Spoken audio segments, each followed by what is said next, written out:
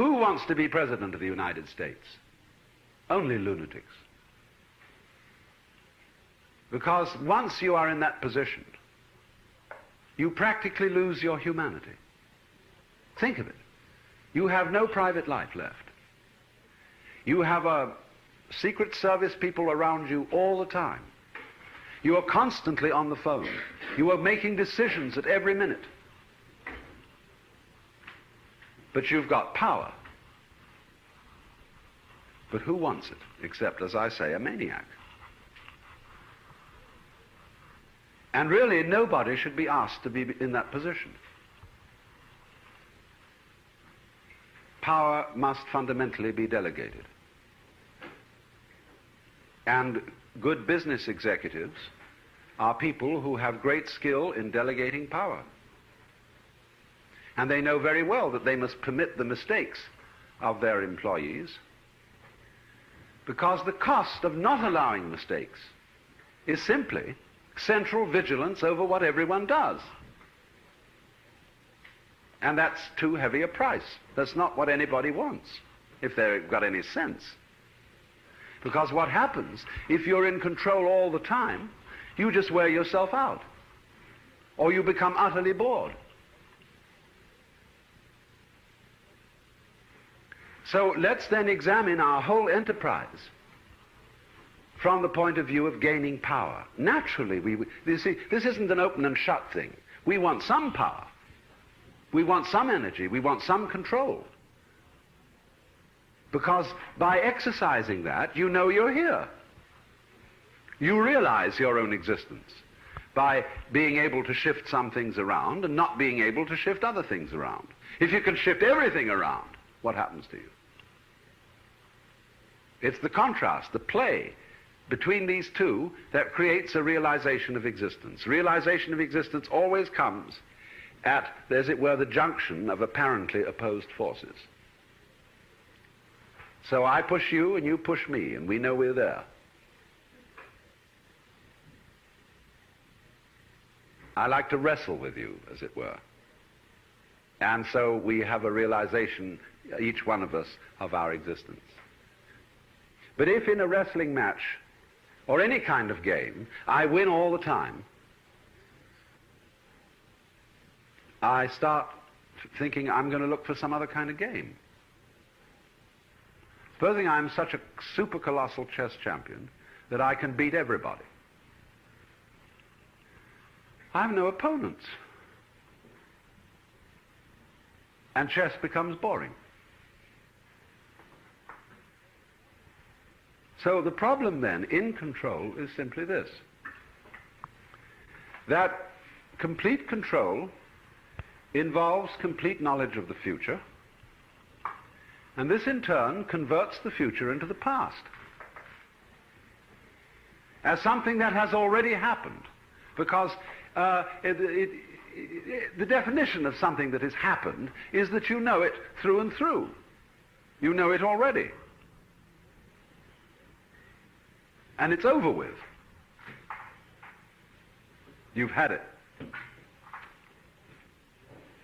So I think we're under the serious delusion in our technological enterprise based on you see, the technological enterprise came out of the Hebrew and Christian traditions in being an attempt to perform miracles. The Western religions are fascinated with miracles in a way that the Eastern religions are not.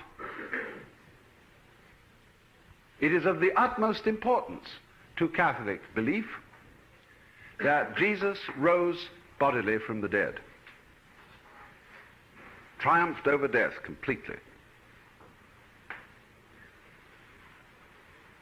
This miracle they regard as the center of history. And therefore Easter, the day of the resurrection, is of far more importance in the Catholic Christian calendar than Christmas. Easter is the culmination of the whole thing and is a miracle. And therefore this fascination with miracles has led to our wish to perform miracles in all directions. To be able to heal the sick instantly, to be able to have food whenever we want it, convert the stones into bread, to multiply the loaves and fishes, to do all these things, miracles. And one could say up to a point that's wonderful, but be careful. Be very careful. Is that what you want? And I think, therefore, that many people today are beginning to realize, especially younger people, that the power game is not what they want. They're interested in experience rather than competence, coping. And therefore they see fathers and mothers who've constantly been coping with things all their lives, but that the rewards of this coping process are not particularly attractive to them. Well, for what do you get? Well, you buy the things they advertise in the newspapers and magazines and on the television. And when you buy something, like you got yourself a new set of clothes, or a new TV set, or a new car, the novelty and pleasure derived from buying something is very short-lived. And so people have closets full of purchases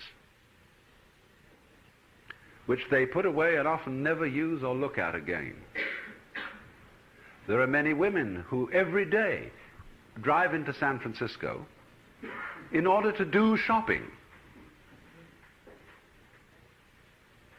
and sort of get a constant satisfaction out of going and buying something. Because the promise in the whole advertising system is buying it will make you happy. But all this results in is a vast accumulation of things. And younger people look at this and say, yes, you've got all these things, but where's your head at? What are you experiencing? Is there any delight in this? We would rather go in for an enterprise that brings delight in experience as distinct from possession. But of course the governor of this state has explicitly stated that property is really more valuable than liberty and life. That's the old order. Property, you see, is a realization of power. I possess it. I control it. I own it. It's mine. That's picking flowers instead of leaving them alone to grow. I want it all. But as we see by this analogy, if we look at power and property together, just as the completely foreknown future is past, so anything completely possessed is dead. If then your children don't really have any freedom, and you keep them all, as it were, closed in with smother love, they die spiritually. If you hug anything hard enough, you'll strangle it. So there has to be a letting go. A letting go of everything, which is the same thing as letting go of control, which is the monarch abdicating and becoming a constitutional monarch. But we begin to get frightened of that and say, why, that's communism. Well, it's nothing of the kind. At least it's not like the government in Russia, which is more highly controlled than we are.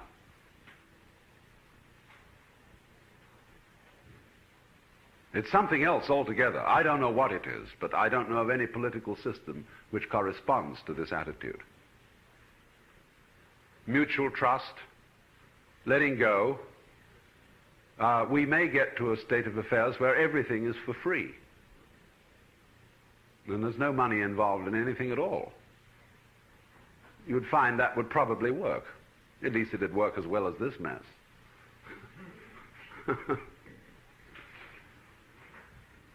But that comes through the realization that power is not the answer. Now this is why in the Oriental religions are not fascinated with miracles. They admit readily enough the possibility of miracles, of all kinds of supernormal powers, telepathy, telekinesis, all those sorts of things. They take those for granted, but say explicitly to the person who wants to come to Buddhahood or awakening, don't be misguided by the siddhi, the supernormal powers. In the course of your yoga, you may acquire these things, or you may not. But disregard them. They are not the goal. And likewise, even when a Buddha arises, and there is someone who attains supreme, unexcelled, perfect enlightenment, he, as it were, throws it away.